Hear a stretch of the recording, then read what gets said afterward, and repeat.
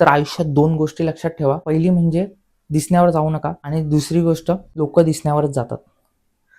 ज्यांनी दुनियादारी बघितली त्यांना 2 वाक्यातच समजलं असेल मला काय बोलायचंय. तर बाकीच्यांसाठी सांगतो, दिसण्यावर जाऊ नका. कोणाला दिसण्यावरनं किंवा त्यांच्या कपड्यावरनं जज नका करू, की त्याच्याकडे किती पैसा असेल, कोणती स्किल असेल, किती तो पॉवरफुल माणूस असेल.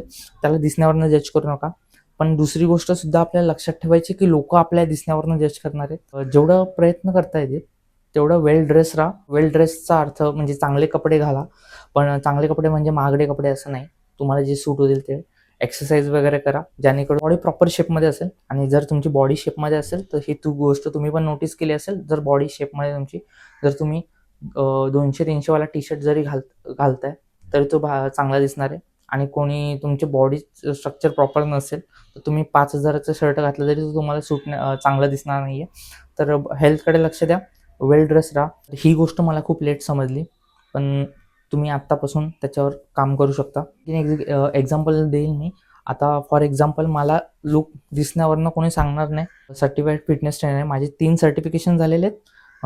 सर्टिफाईड फिटनेस ट्रेनरचा एक स्पेशल पॉप्युलेशन म्हणजे मेडिकल प्रॉब्लेमवाले जे क्लायंट असतात त्यांना कसं ट्रीट करायचं, त्यांच्या डाएट आणि त्यांना वर्कआउट काय घ्यायचं हे पण माझा हा सुद्धा कोर्स झाला आहे. आणि न्यूट्रिशनचा सुद्धा कोर्स झाला. तर मला इथे काय करायचं आहे, ही गोष्ट क्लायंट समोरच्या लक्षात ठेवायची, की दिसण्यावर मला जज नाही करायचं आहे, की मी ट्रेनर वाटत नाही आहे. तर माझ्याकडे नॉलेज आहे. 3-3 सर्टिफिकेशन झाले. नॉलेज माझं इकडे. तर ते नॉलेज मी त्यांच्यासाठी यूज करू शकतो, त्यांच्या चांगल्यासाठी.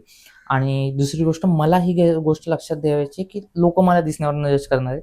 तर मला ट्राय करायचं जेवढं मला फिट राहता येईल किंवा शेपमध्ये राहता येईल तेवढं राहायचं आहे.